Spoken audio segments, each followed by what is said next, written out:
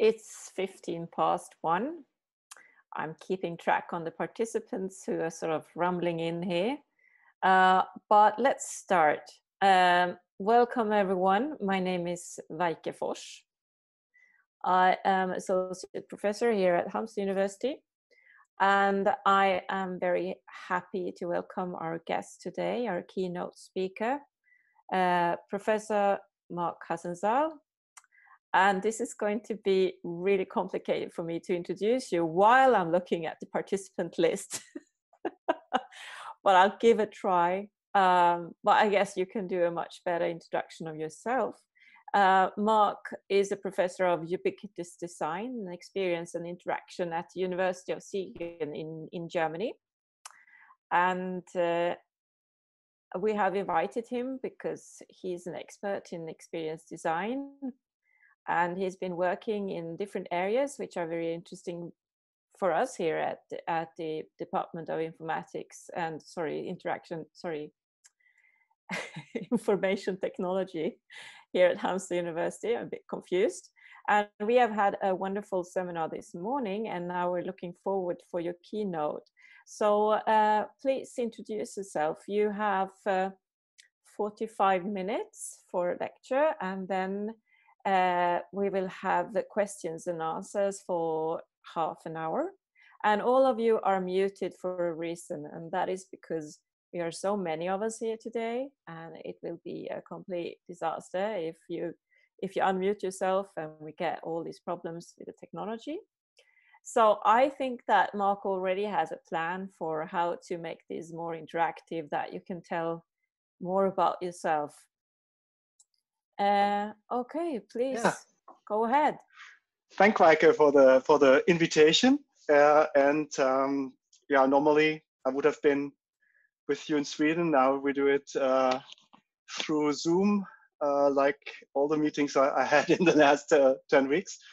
Let's start totally with confusion at the beginning. So I want you to open up all your mics and say hello, so that I get a feel of that people are there actually. Hello. Hello. Hello. Hello. Hello. Hello. Very nice. Hi. Great. And another thing is I want you to open the chat window, because this technology gives us the absolute great opportunity that you can ask while I speak, which is quite nice. And I try to maybe address some of the questions while within the talk. Normally, I invite everybody to just stop me and to ask a question while I talk, which is also in the real world not really happening most of the time. So here you can just type in stuff in the chat, and I will try to read out.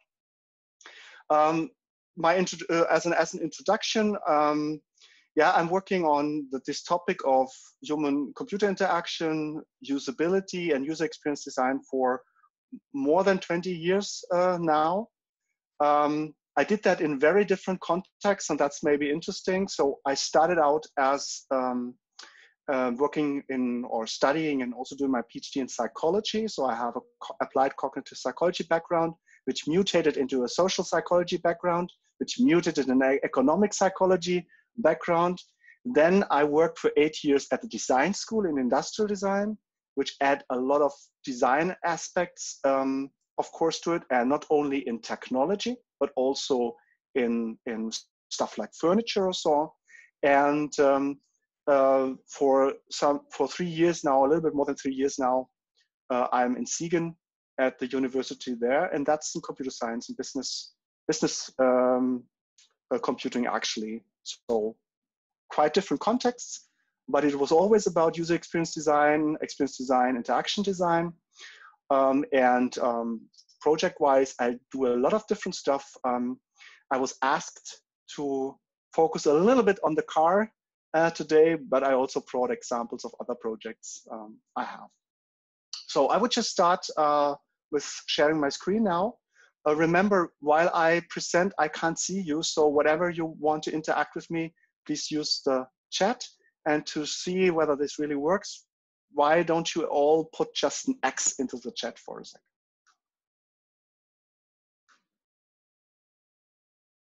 Yeah, exactly.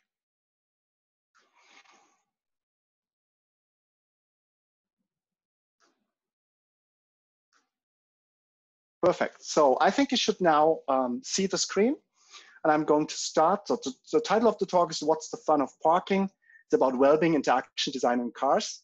I try to connect all that, but the start, of course, is technology and the question of well-being. And I mean, of course, the question technology makes us happy is not a real question, because typically all major technologies that were introduced through the advantages we have to it. And the master narrative of technology is, of course, to serve humans. So basically, the connection between happiness and technology is not something that is entirely new in any way. But if you look closely, of course, we often fail. You all know these scenes. This is from Berlin. In a way, we have a technology like cars that actually offer autonomy and freedom, and we might end up with problems such like this, the total opposite of what we actually wanted. And there are many other technologies that work like that. So now, typically, of course, we can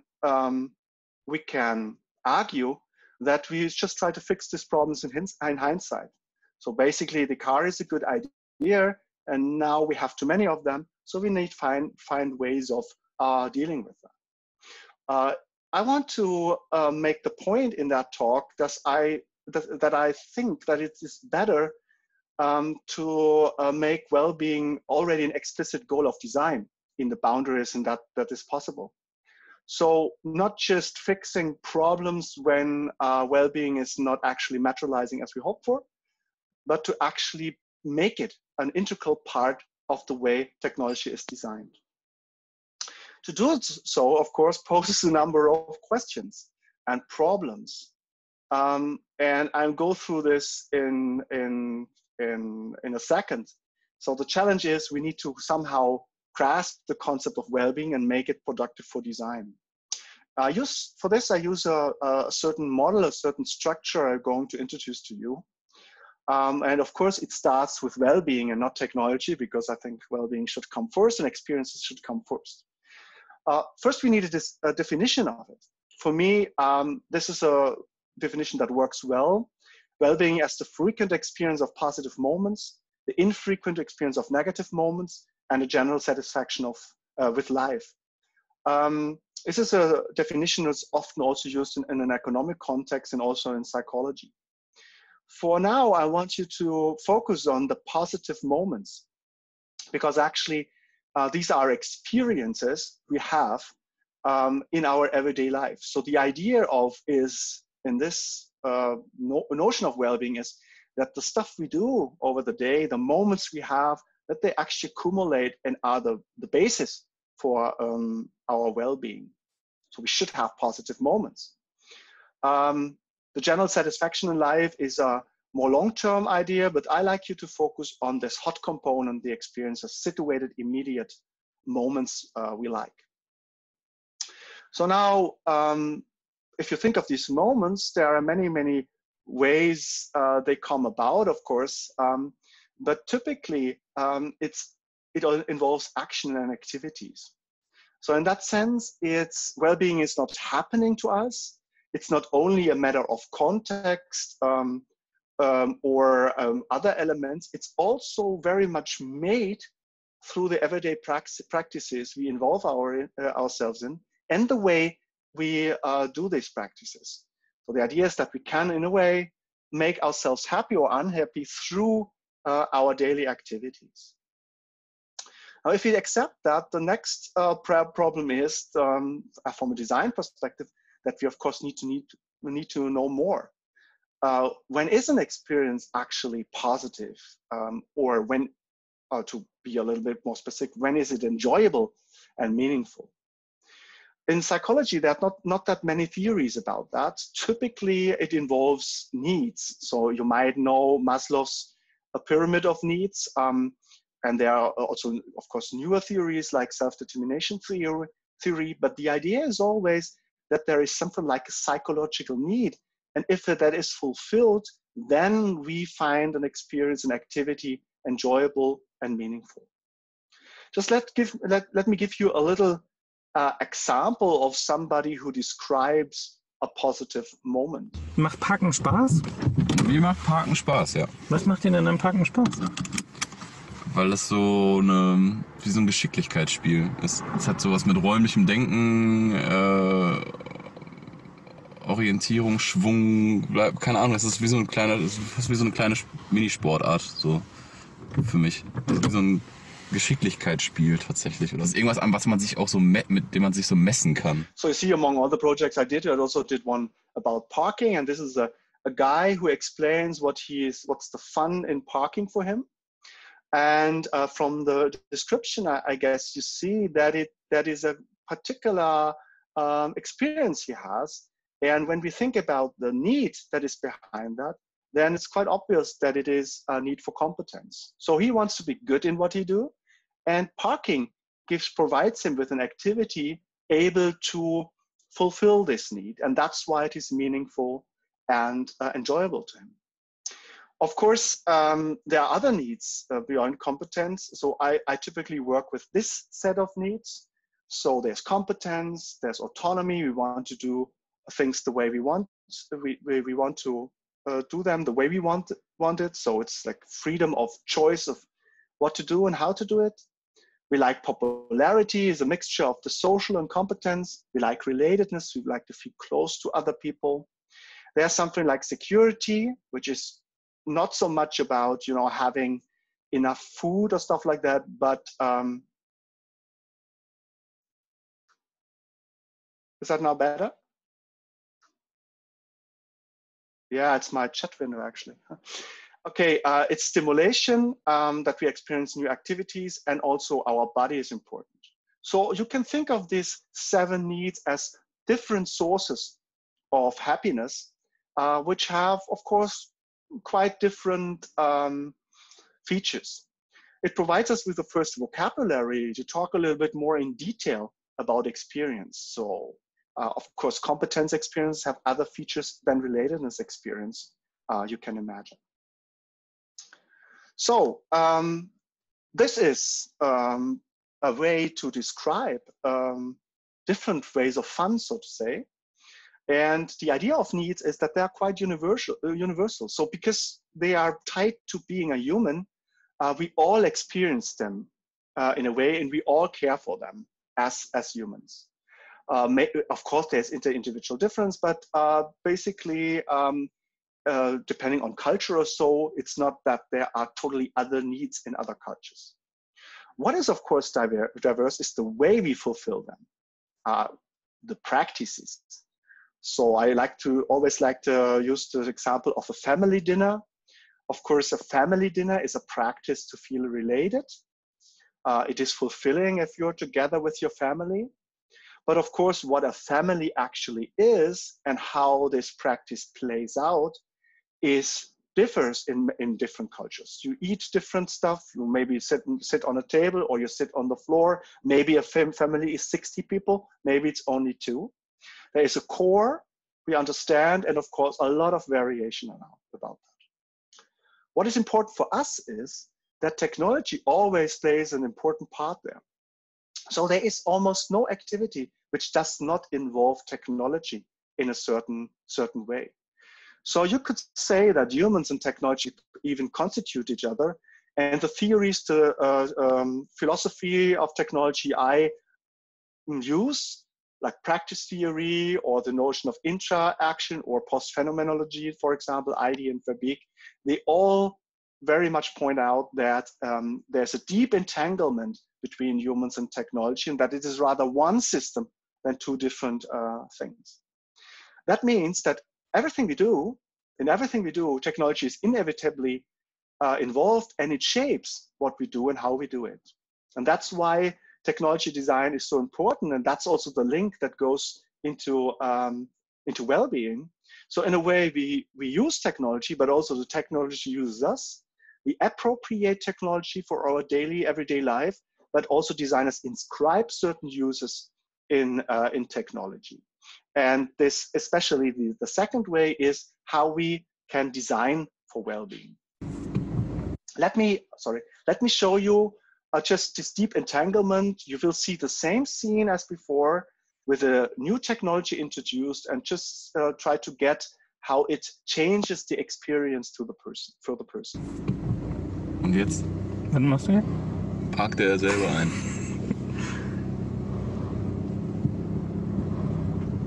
Man muss aber, glaube ich, noch bremsen.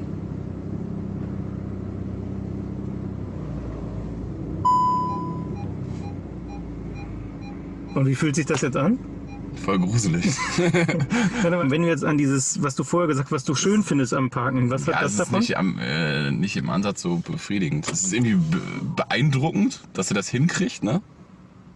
Also, dass er jetzt auch wahrscheinlich ziemlich gut am Rand und so, der parkt halt perfekt ein, ne? Muss man ihm schon lassen. Hier, ich sehe nicht mehr hin. So, und, aber irgendwie ist es nicht so eine große Befriedigung, wie wenn ich jetzt selber eingeparkt hätte. Und ich parke halt einfach. Ja, wer hat denn jetzt hier gerade gut geparkt? Das Auto, das System hat gut geparkt. Ja, ich habe damit nichts zu tun. In dem Fall. So quite obviously, in this example, the new technology introduced into the practice turns this satisfying activity into, in this respect, nothing. We discussed it in the seminar before, maybe a little bit of stimulation because it's impressive that the thing can do it, but this competence experience is gone. So while automatic parking can be quite convenient, and many people would certainly subscribe that it could be helpful, from an experience design perspective, it has a profound consequence. It takes the moment of meaning and enjoyment away. And the question we have is, couldn't we design that differently? Does it have to be exactly in that way? Or can we try to better understand how the well-being is generated and then arrange the technology in a way that it doesn't take away the experience? That's the gist, in a way, of experience design. I put that together in a little model. Just let me point out, we have these two parts: well-being, experience, needs, and meaning, like the intangible part of a product. We have the practice that combines it, and we have, of course, the technology and the interaction with technology, the material that shapes it. And since I very much recommend to start with meaning, it's something I would coin form follows fun. So we want them to arrange the technology in a way that the meaning is provided. And if I talk about design, we could understand it, and which is a bit of a complicated sentence, but as a design, as a conversation about the way we want and we ought to live in the future based on a critical reflection of what matters to people. So meaning is in the fore, and technology should be arranged around that. So now that's quite abstract, and let me just show you one example of a project we did like already 8 years ago that shows how we could design for a need, a practice, and put that into technology. It's called ClickTrip, and we did this project together with BMW, and we figured out that that many people in the cars are there alone, and that there are not that many social aspects of car driving that are highlighted. Although we know that relatedness is an important aspect, an important need.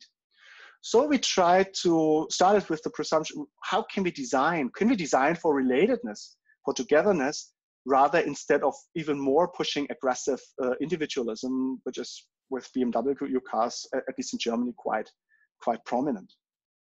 We went through interviews, we talked with people, and we just tried to find practices people do to fulfill relatedness needs. And of course, you get conversations in the car, you get many different things. And one thing that we found interesting and popped out was a certain practice, namely the Motorkarte. I guess you all know that it is a practice that often came up with a group of friends or with two families. So you have more people than actually fit into a car. They want to go to a certain place, and what they do is they try to stay together with their cars. Sometimes they overtake each other, and then they communicate. Some families, for example, take walkie-talkies into the car to do that, or use the phone. And there's also something involved like showing places. So you always have a leading car and a following car. And it's a quite defined idea of what a Motorkarte is. And it typically, when people practice this, they do it because they want the holiday already to start when they're en route to the destination. So now, how can you put this idea? I mean, people, of course, doing it. They appropriate all kinds of technologies. I said to BMW, isn't it strange that you sell 80,000 euro cars, but you don't even think, and people take walkie-talkies into the car to have to be able to do this practice. So the question is, how can we put the gist of this practice into technology? And we did only, we just arranged for only two functions. The one is quite simple. So we connected the cars via an audio link, which was distance-based. So in a certain distance, the link just upped, and sonically, both car interiors were connected, and then people could talk to each other. They also heard the music of the others and so on. But if you put in a certain distance, the connection was cut off. And this, of course, creates the opportunity to regulate the closeness you have without switching anything off and so on. So you can kind of drive into the other's space, or if you want to be left alone for a second, then you can put some more distance between yourself. And the other thing we did is we just tweaked the navigation system a little bit. When you did this motor karte together, the leading car always got the route to the destination, and the following car always got the route to the leading car. And that was also visualized by a strong visual bond between these two cars. That's it. We built that as a prototype. And then we brought in people, like groups, and they got into these two cars, and they were asked to pick a destination in a circle of 100 kilometers to just drive there. And then we interviewed them after that, of course, trying to figure out how this experience unfolds and whether relatedness happened. And I'm just going to show you two little snippets of this data. The first is from a drive, and the second are some short snippets of the interviews we had after that, in the end. Ich habe mich verfahren. Aber rechts, oder? Seid ihr schon abgebogen? Nein, aber fahrt ihr mal da ab, wir sind falsch gefahren. Ja, dann fahren wir So these are the two cars communicating with each other. Benny, wo bist du? Guck mal, das ist ja jetzt auch. Wir sind jetzt auf der Autobahn, da haben sie jetzt angehalten. Guck mal, jetzt können wir auch noch Navi fahren. Yes! Das ist schon cool. Das ist jetzt wirklich gut. Wir haben uns verloren. Und jetzt sehen wir, wo sie sind.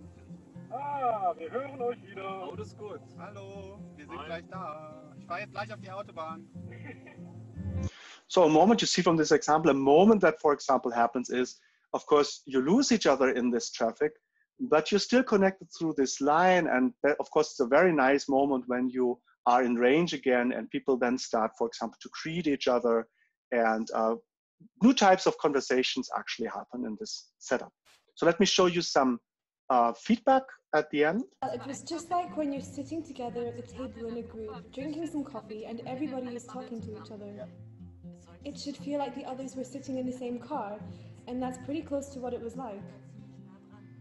As if, I would say, as if you would be sitting together in a big van, the others sitting in the rear, and you're sitting in the front, and you're just chatting with them. So I think it's quite clear from this example that these people feel related. As the one person says, it felt as if we're driving together. The other said it's like somebody is sleeping at the back seat and waking up. And that's also that was also the gist of the feedback that happened here. So take this as an example for the whole process. So we start from relatedness, not from the technology, but from the idea of creating a moment of togetherness. We identify a practice here that's already there. So we don't design a new practice totally, but we take one that is practiced, but not supported by the car itself. We try to turn that into a technological arrangement. And then if you put people into this car and ask them to use this technology, then we can reproduce the practice and experience, even if they didn't thought about doing a motor karte before we start.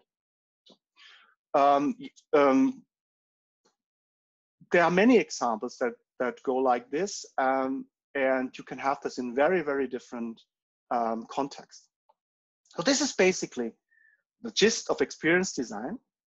And from this point on, I'd like to highlight maybe 2 or 3 challenges that come from this idea. So the first challenge is the well-being driven perspective leads beyond fun. So in this well-being idea, it's more than just enjoyable experience. I think the motor car example is very, very harmless. You know, like there is no problem in doing a motor car, so there will be no much discussion about whether to do this or not. It's not in any way problematic. But of course, there are many other notions of well-being or scenes of well-being where it can be more problematic. So let me just give you one example. So from a well-being perspective, imagine you have a technology which prevents social contact and exchange, alienates from the natural environment, and is prone to lead to conflict. From a well-being design perspective, I want to change that. I want to foster sociability and good conversations. I want to promote touch with nature, and I want to turn a user into quite a popular person. And I show you a design that is able to do that.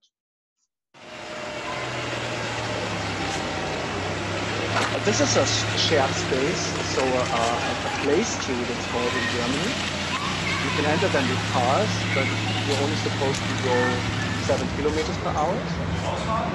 And we did this in Acton there, where the driver is actually stepping out of the car and leading it.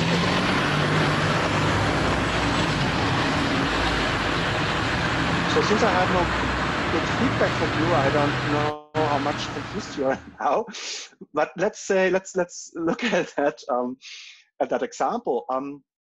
It's quite a great design in fact, since it guarantees walking speed.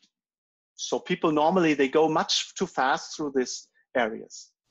You have a lot of opportunities now to engage in driver-pedestrian interaction. It's healthy, you're in touch with nature, you're out of the car, and of course it's also a perfect application for an autonomous car. And if you want to have a livable city, this could be a way of doing it. So it's design-wise, it's offering a possibility to adopt a new practice, which is linked to many aspects of well-being. So it's a good well-being driven design. But at the same time, it confuses many people, and it's not actually in line with what they think is enjoyable. So when I show this, I also showed that to the guys at BMW when we had a project. Let's say half of the people got it, the others were going on like, so what happens when it is raining? Yeah, what happens when it is raining? Then you stay in the car and you don't use this option. What happens if I don't have the right shoes? It's the same answer. What I want to say is that I think a well-being driven perspective offers in many ways ideas that are in principle supporting well-being, but not in the repertoire of the people yet, and we have to convince them. Let me show, and this little thing led to a project, a long leading project we have on attentive and mindful driving. So we try to identify moments in traffic where people enjoy being pro-social and supportive and helpful. This is in German, but you get it. I think this is an example. So letting a pedestrian pass. Hold on. Letting a pedestrian pass. And the driver here, the woman, is actually enjoying that and then reflecting that it's a positive moment and that you feel connected to the people and supported. So take this as one practice. You're giving way to people as one way of being pro-social and having a good time, having a good moment, also as a driver and of course also as a pedestrian. So we try to put that into a concept. I just show you some illustrations here. It's also already quite old, the project. So you have the car and you have the driver and the pedestrian wants to cross the street. And what the driver can do is to use the car in a way to make the passing more visible, clearer, more direct for the pedestrian as well. So extending this gesture of prosocial behavior to the person. Of course, this is a concept you wouldn't maybe project a zebrastreifen on the floor, but take this as a start. You know, the car becomes an extension of you, but not in the sense of improving the driving task, but improving the way you can communicate with your surroundings. Based on that, we had a project about laser projections on the street, and we developed also like a light language for that. And I just show you how that would look like now in a more abstract way. So what you see here is like the car extends a corridor, which is matched to the speed it has. It's so to say the space it needs. And when you get to a halt, this becomes closer. There's something like a holding line to have a barrier between the pedestrian and the driver to feel more comfortable. And then you have this screen thing, which is the gesture of letting people pass. And maybe to put that in a more real scene.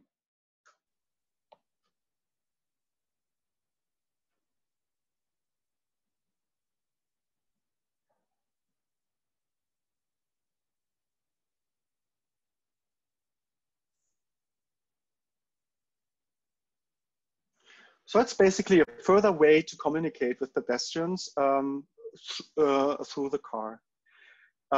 We used this vignettes and many and some others, I think of 5 or 6 situations altogether, and showed it to people in a study, either to half of the people with these lights and to the other half without. And we asked them to imagine being the driver, how would it feel like, and to be the observer or the pedestrian. We highlighted certain people in that scene. So we did this different perspectives. And then we focused on emotional experience, the quality of the communication between both, and the traffic climate altogether. So how helpful and supportive the climate was experienced as. And in this study, the projections had a main effect on all of these aspects. So they always improved, so to say, the prosocial experience in traffic. So now I think that's a good example of how well-being-driven design could be maybe not something that is actually asked for by a driver, because in that study it also showed that the drivers enjoy that, believe to enjoy that very much. We're doing also driving simulator studies at that moment, and maybe that system is also somewhere functional. But it seems the driver has to get something out of this prosocial behavior. He likes to be like this. But it's something many people need to be reminded of. And so to say, the system offers a practice you could involve yourself in and transport and materializes something which is not necessarily always in the repertoire of people. That's an example. I think that's a feature that only comes with a well-being perspective. If you take a pure hedonic enjoyment perspective, this stuff like this wouldn't come up. The car companies I work with, they all focus on the experience, but of course they only majorly focus on the driving experience because they define this as the major outcome of their product, and not all the other experience you could have around it. Okay, let me go to the next challenge. Automation is a very big problem in well-being or driven design. You already saw the robotic parking part, where the automation just takes away the experience in a way. And of course, as designers, we don't want to be left with that. Yeah, we want that in a way. We want to reconcile it's automation and experience. So I'm not a person that just says we don't need any automation. Everything has to be done by hand again, you know, dishwashing and washing your clothes and so on. This is not the case. The real question is, how can we kind of find interactions to have automation that is at the same time experiential? And I want to show you a little bit of a strange example, maybe. This is a coffee grinder. And actually, take a look at this.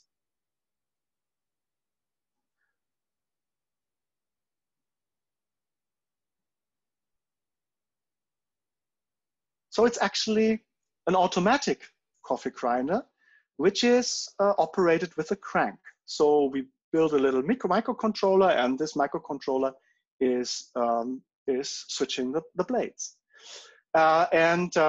We did an experiment where we invited people to grind coffee, and they used a hand mill. They used the electric mill that is actually in that hybrid mill we call Hotzenplotz. So they use this electric mill, but this of course operated by a simple push button. So they go like and have to push the button. And then we have this hybrid idea. And then we asked a lot of different questions, need fulfillment, emotional experience, whether they want to go on with that, and so on. And it turned out, maybe not to a surprise, that this Hotzenplotz creates more a positive affect, more need fulfillment, and more meaning, and receives a better evaluation than the electric grinder. But it is the electric grinder. The only thing that was changed is the interaction, is the way we operate the thing and how it is integrated into our daily life through that. Grinding with Hotzenplotz makes as happy as grinding with a manual grinder.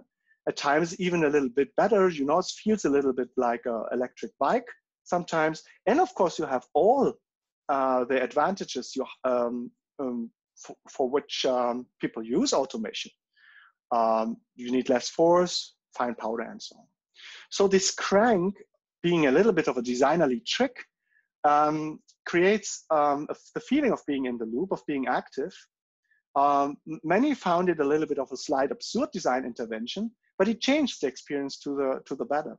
And we as an interaction designer can, so to say, arrange automation along that lines. Now, maybe you ask yourself, what has that to do with cars? Colleagues of mine from the Technical Hochschule in Ingolstadt, they used the same principles to try out an automation for cars, which is halfway in between manual driving and complete automated driving. And they found, in this paper, they found the same. They found that although this half automated, this hybrid driving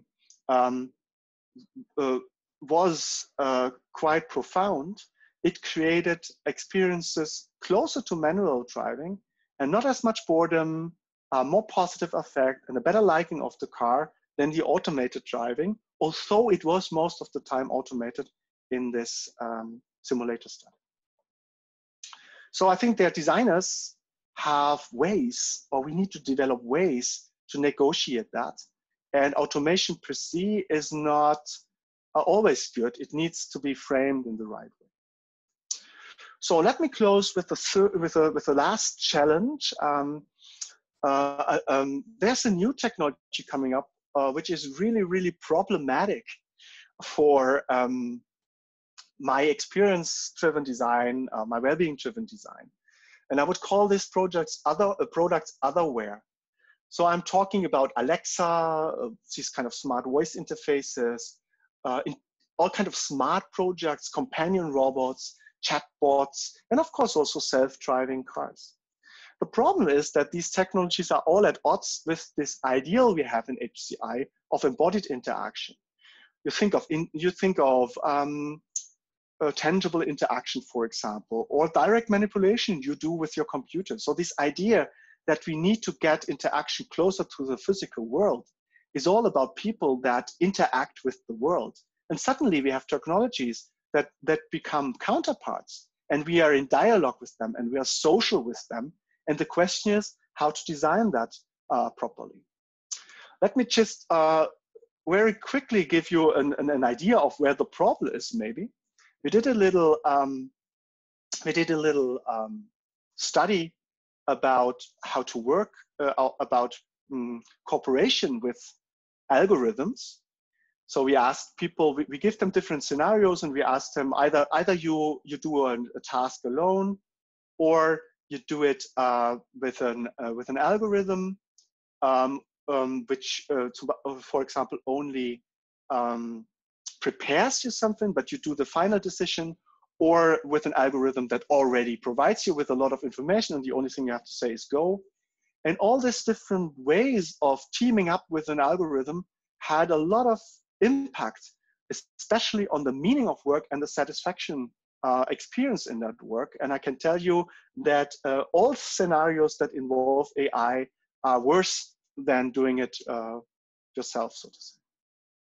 So, but I want to show you another example in the last minutes I have about robots, because we also have projects about social robots. So when we think of otherware in general, there are not that many interaction paradigms available. The one that is used the most is what I would call naive anthropomorphization. So you give it eyes and a voice, and then it looks a little bit like an animal or a little child or whatsoever. And this, of course, is meant to help along with this interaction. So there's a problem with this. Anthropomorphization triggers deeply embedded social scripts. That can be good, but it also means that all the stereotypes we have are triggered with it. And there is like research that is 20 years old that shows that information given through a voice assistant with a female voice will be treated and thought of differently than with a male voice. So all kind of unwanted stereotypes are in that. It's easy to become uncanny. So we know that this is a technology that pretends to be a living being, which is strange. It might feel fabricated. It's a fake sociability. You have all kind of unwanted transfers and confusions between interacting with the machine and with people. And it also simplifies, but it narrows the potential forms of social relationships that we have. Especially the last point I like to point out, because we did a project on a social robot, and actually, I think that robots have quite something to offer here, because they can, not by replacing people, but by offering new forms of sociability, because they actually have superpowers, social superpowers, because of their mechanistic nature. So for example, they have endless patience. You can do everything as slow as you want. You can tell the same joke for the umpteenth time. The robot doesn't care. The robot is also never judgmental. You can be naked, you can wear a napkin. If it's not programmed to do that, it doesn't care. Yeah? It will treat you always the same, no matter how you present yourself in front of the robot. Another very important thing, you don't need to say thank you. You can take our late offers and never give back. And especially when people, elderly people, they suffer from this reciprocity, the problem of giving something back and to say thank you all the time. Maybe a technology can relieve them from that, because they can have a social interaction without having to say thank you. And they're never disappointed, robots. To have these superpowers, however, requires something. It requires that we don't mimic existing social interaction, but that we need to cultivate the otherness of robots when designing them. So these robots, yeah, but Slavomir Novaci says, poor robots. Yeah, you're doing it already. They're not poor, they're just machines, and we can treat them like we want. But of course, when they look like little boys, or little children, it becomes really ugly. So let me show you a robot we did that tries to approach it a little bit differently. So this is a strange thing. It's a little bit of a furniture down there. You can, as a shelf, you can store that stuff, but it also has a head. But the head has emotional expression. I'll show it in a second, but it's very machine-like. It remains machine-like. It has only one eye. It has an asymmetric head. So all this is done to create a hybrid in between something that resembles something livable, but also is a machine. And the idea was to open up a bigger corridor of potential social relationships. Just let me show you a little, like how it looks like when it has responses. So it wakes up, it thinks or computes.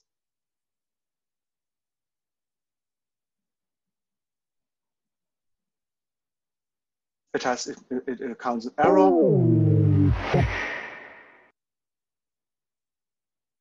It is happy, whatever that means. And so on. So you see, we try to create different types of like emotional expressions, but from a robot perspective. And here you can see it in it was put into people's places to try it out. So now you also better understand maybe the design, because we took much care that it doesn't look like a medical product, but that it fits in the context people use it. And and it was quite interesting because we had it with 20 people for a week. And we looked at the types of relationships that emerged. And while some of them became quite social with it, but of course never thought that it replaces now other people, but more like an additional possibility. Other also like to have it around, but created a way of treating it which is more suitable to a machine, you know, like for example, pushing it around or so, but without this ugly connotations you would normally have if that would look like a little boy. So now let me let me finish round that up. What would that mean in the? I got it. Yeah, stop. Yeah, okay. So what does that mean maybe in the company of cars? Let me just show you this. This is a design fiction, a virtual passenger. We created a website for that, and then we had focus groups with people to explore this this concept. And of course, we got a lot of feedback of what people would expect from a system like that, what kind of conversations they expect, and so on. And based on that, you can also ask yourself, what could be conversational superpowers based on machine attributes? So these machines, they have perfect memory, they never lose patience, there's expert knowledge. And instead of trying to mimic a system that talks to you as if it would be a secretary or your wife or your husband, wouldn't it be better to cultivate and design alternative forms of conversations with machines? And this requires alternative forms and materials. For example, general gender-neutral speech, maybe totally novel speech rhythms that are different. So the challenge is not to replicate a human, but to design stimulating conversational experiences with a computational counterpart as an alternative, which is not in conflict with all the other ways we have to experience, for example, relations or conversations. So I'm a little bit over time. Let me just round that up with my takeaway. So I hope that I could make clear that all technology inevitably shapes our well-being through the functionality and interaction provided. Whether we want or not, technology tells stories, it involves us in activities, and you can either make that explicit as a goal of design, or it just happens. I think to make it explicit and address it as a designer is better than just leave it open without any idea what happens, because you have a responsibility in a way also for this part of the program. I believe well-being should be the starting point. So today it's still like the technology is always the starting point. Also the otherware products I showed you, it's more or less technology people that put out technology and HCI people that try to follow and try to make sense out of it. It should be the other way around. We should think about the well-being we want to create, and then engage in value fiction, I'd say. How would the world be if we do that? And then look for technical ways to make that happen. So it's the other way around than normally. The challenge of designing for well-being is to identify, understand, rewrite, or invent positive everyday practices, and then to materialize them. I think I showed that. I believe that to be a humanistic approach to technology design, because it even more brings the person into the fore. There is a lot of normative issues involved and responsibility. So designing a robot for the elderly as a companion is a real difficult thing to do, and it involves a lot of thinking about. I do also research on long distance relationships. And of course, if you kind of tamper with relationships, it puts a lot of responsibility to you. But this happens anyway, and the approach just makes it a little bit more visible. And then the last thing, I think we need to find answers for the question of how to design otherware. It's totally unclear what an experience is in that context. And we need interaction paradigms for that, so that we still have well-being happening there in a new way. So thank you very much. That's my end. And I'm going to unshare the screen now, and I'm open to your questions. Thank you for your attention.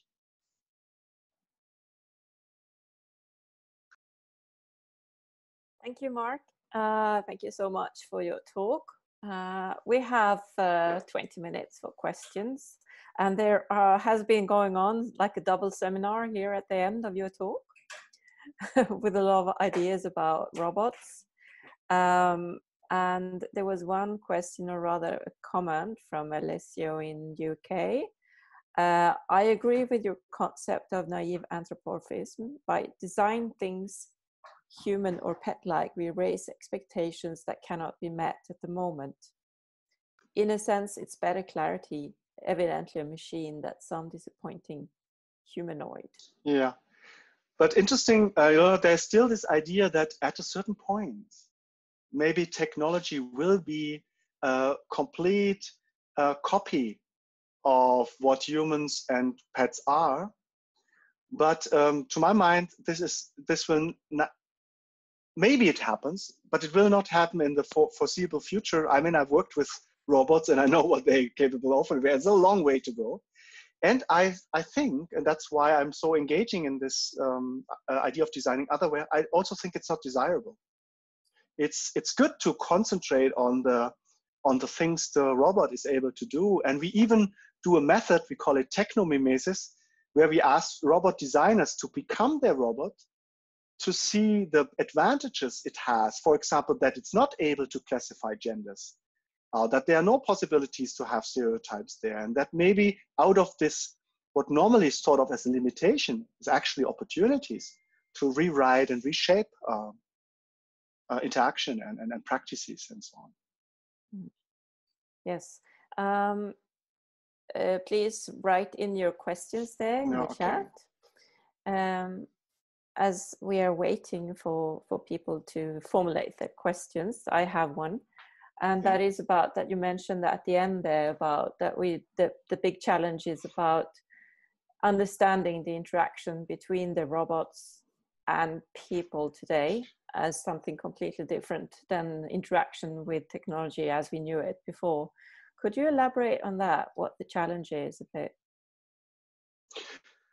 Yeah, so I think the ideal in HCI, as I said, is always heading toward embodied interaction. So in the post-phenomenological sense, it's about an embodiment relationship. So everybody in the audience who wears glasses, you never think about that glasses in a sense of they are your viewing mechanisms. You actually literally see through the glasses and accept that as a part of your body.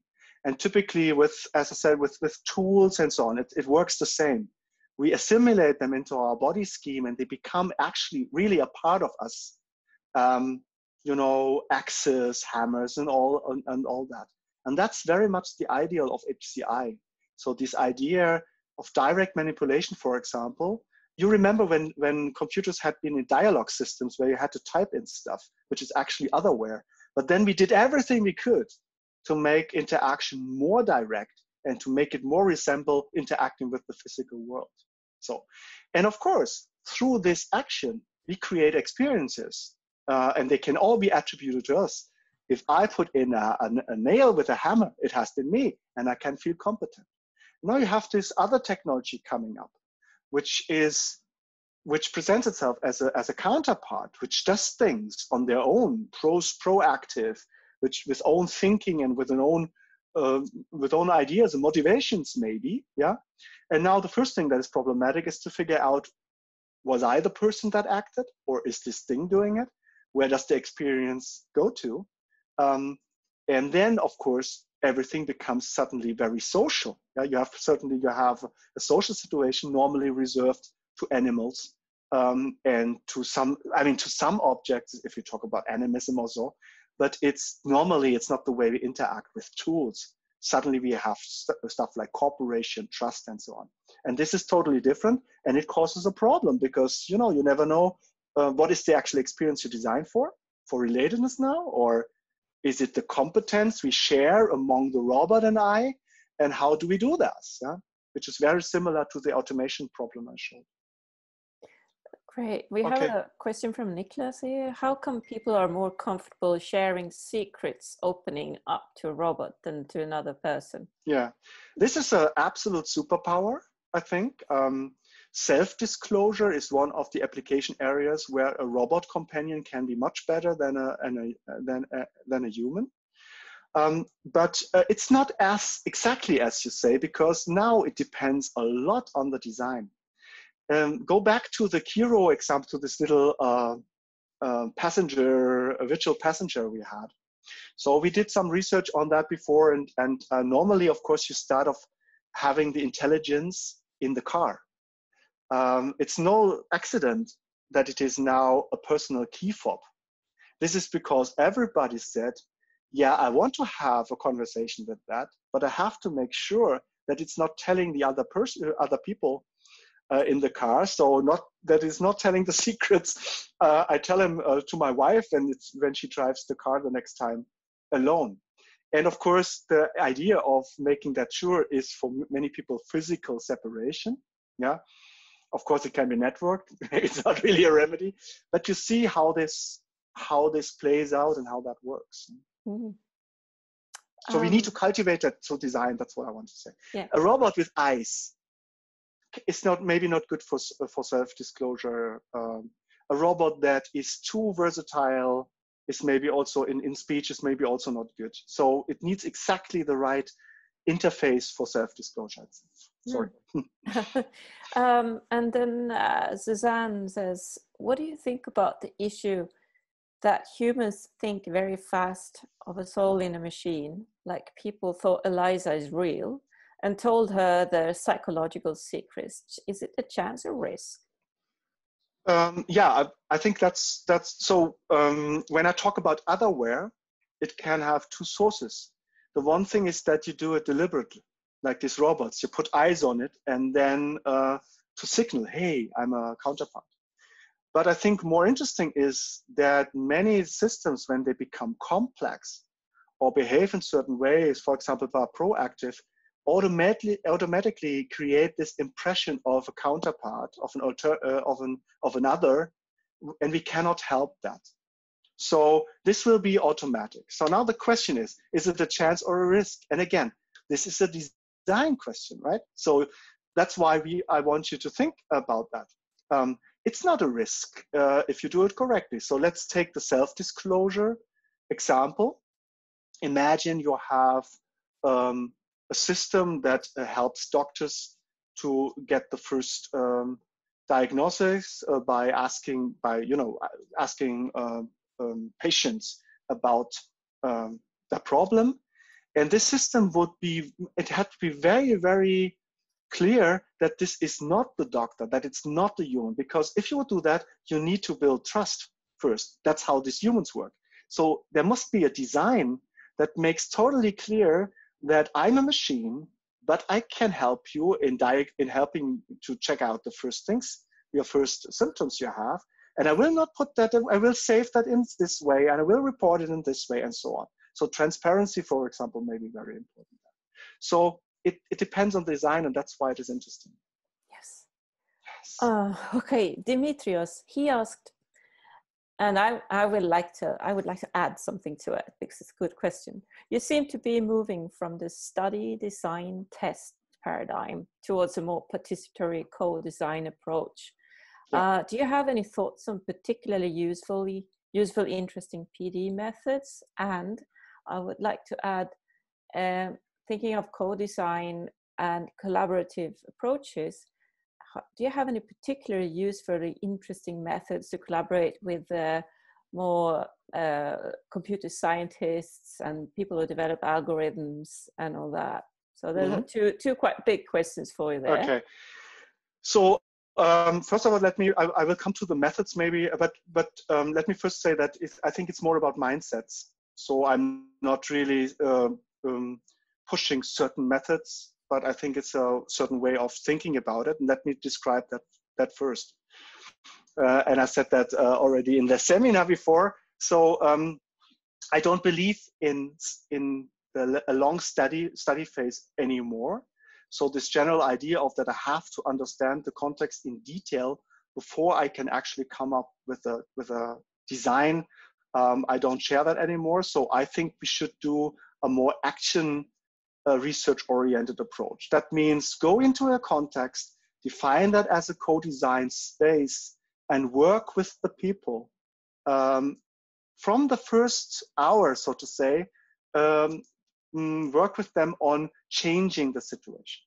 So if, for example, let's say I want to make a system that helps families to communicate better, I wouldn't go on studying family relationships for 4 months to come up with a beautiful idea then. I would go in there, try to get in focus on an idea of what's going on, but then also introduce interventions already.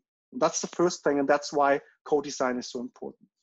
The second thing, I think in usability, there's always this idea, and also especially in industry, that you're blank as a designer. You want to figure out what people need, and then you do it for them. So I model it much more like a conversation. I think you saw that from my approach, because you need to have an idea what you want to do. So I go into a participatory design not as a blank slate, but as a designer with an idea. So I want to foster prosocial driving. So, and even if people say, oh, but I don't share that goal, helping others is boring, I would try to involve them in a conversation there. This is also important because, people are not always expert of their own well-being. So that's the thing learned from well-being, is that people are not always good in knowing what's good for them. And that, of course, creates a very difficult situation where the designer wants to tell the person how he or she should actually be, which is strange, and which would, if you want to engage in that, requires a more on the same level dialogue about your ideas, ideals, values, and the others' ideals and values.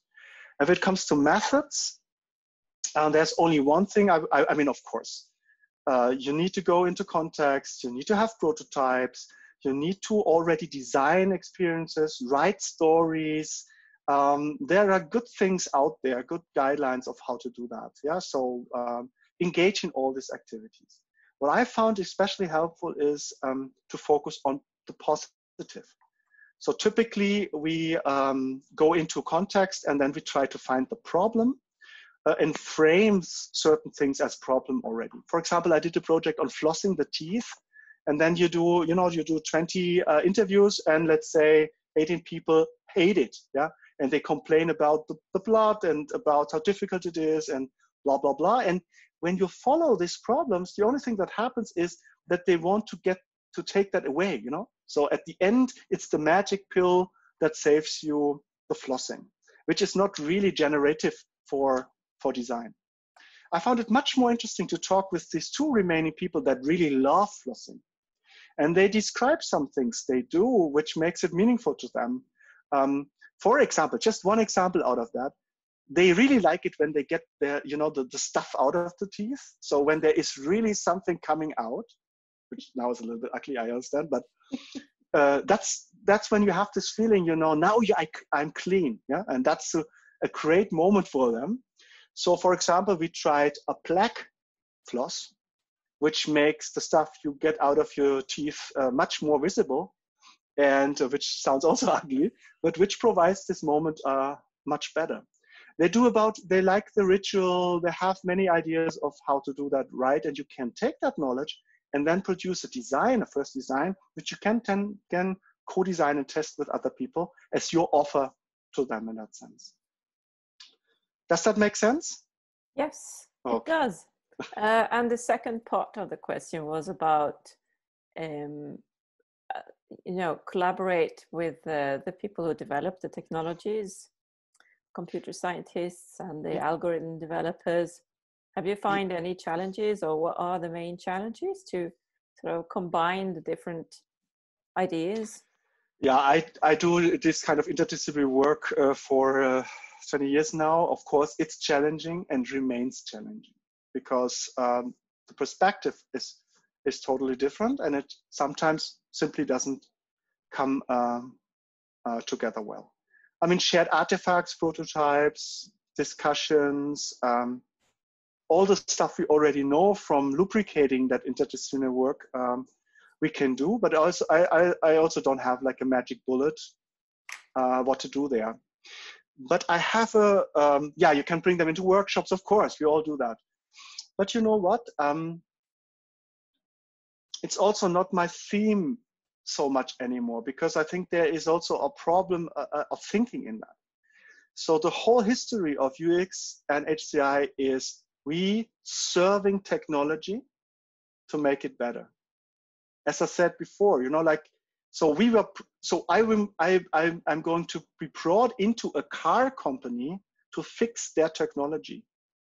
And that's, of course, will always put us in a very different level. Yeah? There's always the technology first, and then we have to justify what to do and have to find ways to make clear that it is important to do all that stuff and so on. I don't believe that this is the right approach. So my approach would be just to turn it around and to be more proud also on being the person that actually designs the practice and then looks for technology to help there. And this is a big difference. So for example, think of gardening. I don't know whether there's somebody in the audience who likes gardening, but of course you can come from the perspective of a tool manufacturer for gardens, and they will come up with robots and all that stuff. But you could come from the experience of the garden. Think of what makes a meaningful gardening experience. And then, if you think about technology there, it will be a little bit robots, it will be boxes, it will be plants, it will be many, many different industries that actually contribute material to that. And I think we should, there are technology people here in the audience.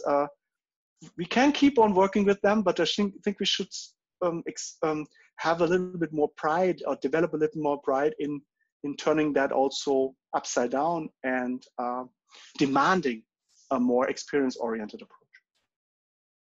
Well, thank you.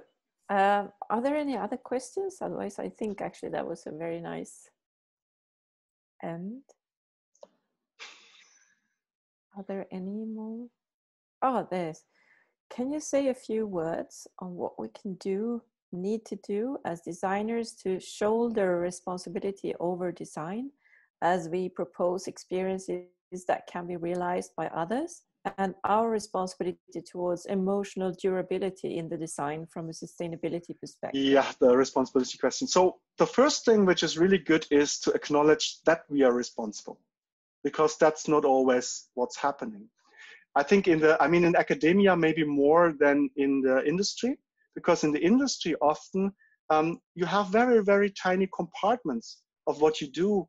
And it's often very clear to what kind of product and which end you produce to. And that's leads to a situation where you just do your stuff, So you're an information architect, so you structure websites. and you don't care about what the content of the website is. Although you should maybe take responsibility for that. No, you only take responsibility for this task you're given to.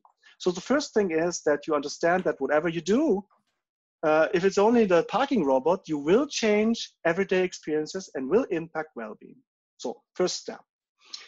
Now, how can we shoulder that? So of course, I mean, if you really get wrapped up in that, you wouldn't do anything again, I think, because it's a big mountain, so to say, of responsibility, and you don't have always the tools to focus on that. So I would encourage everybody to do these decisions in the realm that is given. But you can think this through on every level in that sense. So even if you're only concerned with some certain interactions, you can think of it about it the way I did, and then you can try to envision what kind of experience you want to have and do an evaluation of whether you find that worthwhile. Is that really how you want people to be and to experience and so on, no matter what the marketing departments tells you. So that's a step we can do. From a professional perspective, maybe the stuff with emotional durability and sustainability, I think there is actually no question that we should take that into account. And for example, you maybe faintly remember the needs I talked about. There's one need called stimulation, and that's actually already what we design, what many people design for. And it of course leads to a total waste of resources, because stimulation needs new stimuli all the time, yeah, and that drives a lot of our waste. It also drives a lot of our business. But let's focus on the waste. So by focusing on other needs, for example, relatedness or competence, you can have things that become more durable. Because when you think of a good tool, you're not throwing it away all the time. You cherish a good tool, yeah? Because it becomes one with you, and the experience, the competence experience you have is all tied to that tool. It's totally different than just, having something, trying it out, finding it halfway interesting, and then throwing it away and buy the next thing to be stimulated. Esbjörn, does that answer the question? Yeah. Good on you. Preach. Preach. Go on preaching. Okay, great. Thank you. It's actually soon for 2:30, so we need to wrap this up. I really like your talk and the idea of not following the problem. I think, and instead follow what people like.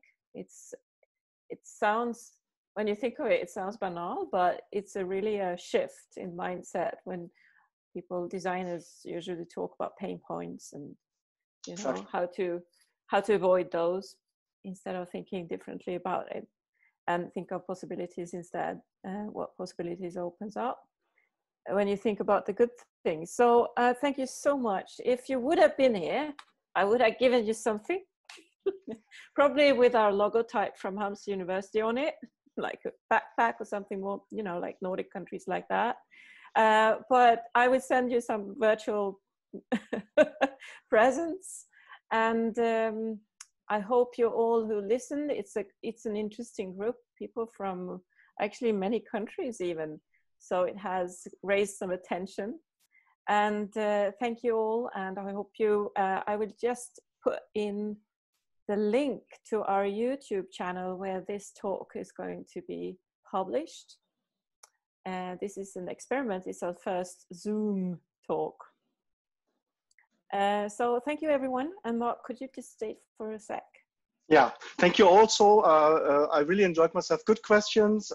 I mean, the feedback is always a bit sparse. I would have preferred being with you, but it was really a great experience. Thank you very much.